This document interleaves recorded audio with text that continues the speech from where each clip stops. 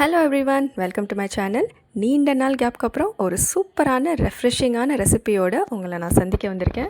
So இன்றைக்கி நம்ம பார்க்க போகிற ரெசிபி என்னென்னு பார்த்தீங்கன்னா, sweet bun recipe with tutti frutti and coconut jam. இந்த ஸ்வீட் பன் அப்படியே சாப்பிட்றதுக்கு கூட ரொம்பவே டேஸ்டியாக இருக்கும். But tutti frutti and coconut jam வச்சு சாப்பிடும் போது இன்னும் சூப்பராக இருக்கும். So without any further delay வாங்க வீடியோக்குள்ளே போகலாம். ஸோ ஃபஸ்ட்டு ஒரு பவுலில் 345 கிராம்ஸ் ஆஃப் மைதா எடுத்துக்கலாம். இதில் 70 கிராம்ஸ் ஆஃப் சுகர் ஆட் பண்ணிக்கலாம். இப்போ இதில் 1.5 டீஸ்பூன் ஈஸ்ட் சேர்த்துக்கலாம். கிராம்ஸ் வைஸ் பார்த்திங்கன்னா 8 கிராம்ஸ் இருக்கும். அண்ட் ஈஸ்ட் வந்து ஃப்ரெஷ்லி பேக்டாக இருக்கணும், எக்ஸ்பைர்டாக இருக்கக்கூடாது. நெக்ஸ்ட் இதில் நம்ம வந்து வீட் க்ளூட்டன் ஆட் பண்ணிக்க போகிறோம். இது வந்து 5 கிராம்ஸ் ஆட் பண்ணிக்கிறேன். வீட் க்ளூட்டன் இல்லைனா கூட நீங்கள் ஸ்கிப் பண்ணலாம், பட் போட்டிங்கன்னா ரொம்பவே நல்ல ரிசல்ட் வரும். இது கூடவே இப்போ நம்ம பிரெட் இம்ப்ரூவரும் ஆட் பண்ண போகிறோம். பிரெட் இம்ப்ரூவரும் அதே 5 கிராம்ஸ் தான். பிரெட் இம்ப்ரூவர் வந்து இந்த பன்னுக்கு ரொம்பவே நல்ல சாஃப்ட்னஸ் கொடுக்கும். ஸோ கண்டிப்பாக இதை மட்டும் ஸ்கிப் பண்ணாமல் ஆட் பண்ணிக்கோங்க. பிரெட் இம்ப்ரூவரும் சரி, வீட் க்ளூட்டனும் சரி, ரெண்டுமே பேக்கிங் சப்ளை ஷாப்பில் கண்டிப்பாக கிடைக்கும். அப்படியும் இல்லாட்டி அமேசானில் கூட கிடைக்கும், நீங்கள் வாங்கிக்கலாம். நெக்ஸ்ட் இதில் வந்து மில்க் பவுடர் 22 கிராம்ஸ் ஆட் பண்ண போகிறோம். யூஸ்வலாக எல்லா பிரெட் ரெசிபீஸ்லேயுமே பால் யூஸ் பண்ணி நம்ம மிக்ஸ் பண்ணுவோம். பட் இந்த ரெசிபியை பொறுத்த வரைக்கும் நம்ம பால் பவுடரும் வெண்ணெய் தண்ணியும் யூஸ் பண்ணி தான் மிக்ஸ் பண்ண போகிறோம். இந்த மாதிரி பண்ணும்போது பிரெட்டில் வந்து அந்த ஸ்வீட் ஸ்மெல் வந்து நம்மளுக்கு கிடைக்கும். ஸோ அதனால தான் இப்படி பண்ணுறோம். நெக்ஸ்ட் இந்த பன்னில் ஒரு எல்லோவிஷ் கலர் வரதுக்கு நம்ம கஸ்டர்ட் பவுடர் ஆட் பண்ண போகிறோம். இதுவுமே நல்ல ஒரு ஸ்வீட்டான ஸ்மெல்லும் கொடுக்கும், நல்ல டேஸ்ட்டும் கொடுக்கும். இது கூட ஒரு முட்டையும் ஆட் பண்ணிவிட்டு லைட்டாக இந்த மாதிரி மிக்ஸ் பண்ணி விட்டுக்கலாம். இந்த மாதிரி லைட்டாக மிக்ஸ் பண்ணி விட்டதுக்கப்புறமா சூடு பொறுக்கிற அளவுக்கு தண்ணி கொஞ்சம் கொஞ்சமாக ஆட் பண்ணி மிக்ஸ் பண்ணிக்கிட்டே வரலாம். இந்த ரெசிபிக்கு தேவையான அளவு தண்ணி எக்ஸாக்டாக சொல்கிறதுக்கு இல்லைங்க, அப்ராக்சிமேட்டாக 1 கப் அளவுக்கு நான் சேர்த்துருப்பேன். கொஞ்சம் கொஞ்சமாக தண்ணி ஊற்ற நம்மளுக்கு அளவு தெரியுங்க. ரொம்பவும் லூஸ் ஆகிடக்கூடாது, ரொம்பவும் டைட் ஆகிடக்கூடாது. அந்த அளவுக்கு வந்து நம்ம மிக்ஸ் பண்ணிக்கணும். ஸோ இப்போ பார்த்தீங்கன்னா இந்த அளவுக்கு கன்சிஸ்டன்சி வர அளவுக்கு மிக்ஸ் பண்ணிக்கிட்டேன். இந்த ஸ்டேஜை மாவில் வந்து உங்கள் கிச்சன் கவுண்டருக்கு மாற்றிக்கோங்க. என்கிட்ட கிச்சன் கவுண்டர் இல்லாததுனால நான் வந்து என்னோட கட்டிங் போர்டில் தான் நான் இதை ஆட் பண்ணியிருக்கிறேன். லாஸ்ட்டாக நான் வந்து சேர்க்க மறந்த ஒரு விஷயம் என்னென்னு பார்த்தீங்கன்னா உப்பையும் வந்து சேர்த்து இதோட மிக்ஸ் பண்ணிக்கிறேன். ஆக்சுவலாக உப்பு வந்து டேரெக்டாக நம்ம ஈஸ்டோட கலக்கக்கூடாது. அதனால தான் வந்து முட்டையை சேர்த்து மிக்ஸ் பண்ணுற ஸ்டேஜ்லேயே வந்து நம்ம ஆட் பண்ணியிருக்கணும். பட் நான் வந்து மறந்ததுனால இப்போ ஆட் பண்ணிக்கிறேன். ஸோ இப்போ கிச்சன் கவுண்டரில் வந்து நீங்கள் இதை ஆட் பண்ணி நீங்கள் மிக்ஸ் பண்ணிக்கிட்டே வரும்போது கையில் வந்து ரொம்ப ஸ்டிக்கியாக இருக்கும்.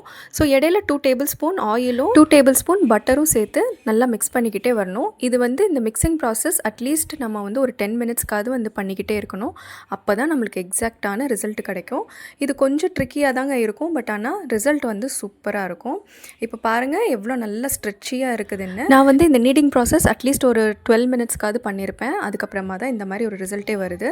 ஃபைனலாக டோ வந்து ரெடி ஆயிடுச்சா அப்படின்னு நம்ம வந்து செக் பண்ணுறதுக்கு கொஞ்சமாக எண்ணெய் தடவிட்டு இந்த மாதிரி விண்டோ பேனல் டெஸ்ட் வந்து பண்ணி பாருங்கள். விண்டோ பேனல் டெஸ்ட்டுங்கிறது வேறு ஒன்றும் இல்லைங்க, மாவை வந்து லைட்டாக அந்த மாதிரி ஸ்ட்ரெச் பண்ணி பார்க்கணும்.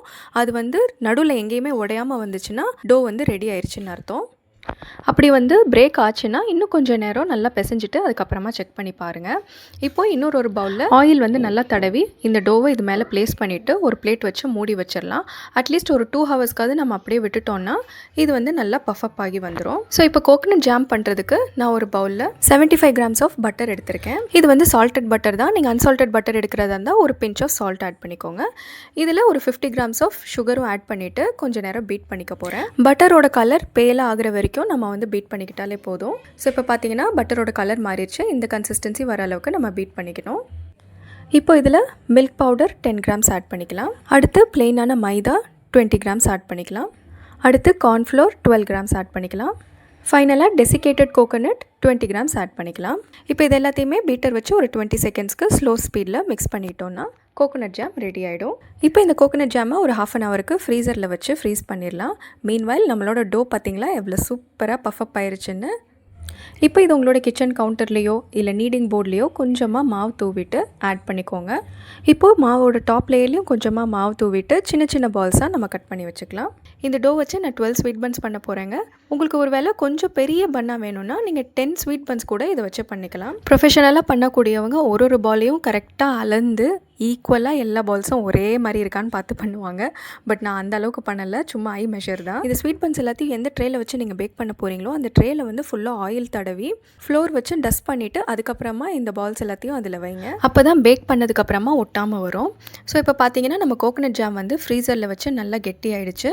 இப்போது ஒரு பால் எடுத்து இந்த மாதிரி நல்லா ஸ்ப்ரெட் பண்ணிவிட்டு இதுக்குள்ளே 1 ஸ்பூன் இல்லை 1.5 ஸ்பூன் அளவுக்கு கோகோனட் ஜாம் வச்சு நம்ம கவர் பண்ணிக்கலாம். இதே போல் மற்ற 5 டோ பால்ஸ்லேயும் நான் கோகோனட் ஜாம் போட்டு ஃபில் பண்ணிக்கிட்டேன். பண்ணிக்கிட்டேன். இப்போ இன்னொரு ஒரு 6 பால்ஸ் இருக்குது. அதில் வந்து நான் இந்த மாதிரி டூட்டி ஃப்ரூட்டியும் போட்டு நான் இந்த மாதிரி மிக்ஸ் பண்ணிக்கிட்டேங்க. நீங்கள் டூட்டி ஃப்ரூட்டிக்கு பதிலாக கிஸ்மிஸ் கூட போட்டு நீங்கள் மிக்ஸ் பண்ணி இந்த மாதிரி டோ பண்ணிக்கலாம். இந்த டோவை நம்ம ஹேண்டில் பண்ணும் போதே பார்த்தீங்கன்னா ரொம்பவே சாஃப்ட் அண்ட் ஸ்ட்ரெச்சியாக இருக்குங்க. இது வந்து நம்ம வீட் க்ளூட்டனும் பிரெட் இம்ப்ரூவரும் யூஸ் பண்ணதுனால தான். ஸோ கண்டிப்பாக நீங்களும் இதே மாதிரி ட்ரை பண்ணி பாருங்கள். நிச்சயமாக உங்களுக்கும் சூப்பரான ரிசல்ட் வரும். அப்படியே இது வரைக்கும் நம்ம சேனலை சப்ஸ்கிரைப் பண்ணாமல் இருந்தீங்கன்னா இந்த மாதிரி சூப்பரான பேக்கிங் ரெசிபீஸ்க்கு நம்ம சேனலை மறக்காமல் சப்ஸ்கிரைப் பண்ணிக்கோங்க. ஸோ இப்போ நம்ம ஸ்வீட் பன்ஸ் எல்லாமே ரெடி ஆயிடுச்சு. இதை கவர் பண்ணி ஒரு 1/2 அன் ஹவருக்கு ப்ரூஃப் பண்ண வச்சிடலாம். இப்போ பார்த்தீங்கன்னா நம்ம ப்ரூஃப் பண்ணதுக்கப்புறமா டபுள் அப் ஆயிடுச்சு பாருங்கள். இது மேலே நம்ம மில்க் வாஷிங்கும் நம்ம ஆட் பண்ணிவிட்டு பேக் பண்ணிக்க போகிறோம். ஸோ பேக்கிங் இன்ஸ்ட்ரக்ஷன் என்னென்னு பார்த்தீங்கன்னா 180 டிகிரிஸ்க்கு ப்ரீ ஹீட்டான அவனில் அதே 180 டிகிரிஸ்க்கு கன்வெக்ஷன் மோடில் நான் ஒரு 20 மினிட்ஸ்க்கு பேக் பண்ணி எடுத்துக்கிட்டேன்.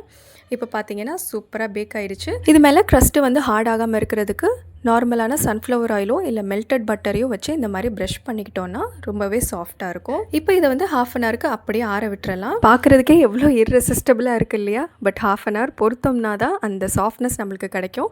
இல்லாட்டி இமீடியட்டாக நம்ம எடுத்து நம்ம பிச்சோம்னாக்கா உள்ளே வந்து ரொம்ப டென்ஸாக இருக்கும். ஸோ இப்போ பார்த்தீங்கன்னா 1/2 அன் ஹவர் ஆயிருக்கு. பார்த்தீங்களா எவ்வளோ ஸ்பாஞ்சியாக இருக்குதுன்னு? பிச்சு காமிக்கிறேன் பாருங்கள். எவ்வளோ சாஃப்டாகவும் ஸ்பாஞ்சியாகவும் இருக்குது இல்லையா? டேஸ்ட்டுமே வந்து ரொம்பவே வேறு லெவல் டேஸ்ட் இருக்குங்க. வெளியில் நம்ம பன் வாங்கி சாப்பிட்டோன்னா கூட இவ்வளோ டேஸ்ட் இருக்காது. அவ்வளோ சூப்பராக இருக்கும். இது வந்து பார்த்திங்கன்னா கோகோனட் ஜாம் பன்னு. பார்த்தீங்களா எவ்வளோ சூப்பராக இருக்குதுன்னு? இதில் பட்டர் யூஸ் பண்ணியிருக்கிறனால இன்னுமே டேஸ்ட் வந்து சூப்பராக இருந்துச்சுங்க. கண்டிப்பாக வீட்டில் நீங்களும் இந்த ரெசிபியை ட்ரை பண்ணி பாருங்கள். திரும்ப திரும்ப உங்கள் வீட்டில் வந்து இதை செஞ்சு கேட்பாங்கங்க. அவ்வளோ சூப்பரான ரெசிபி இது.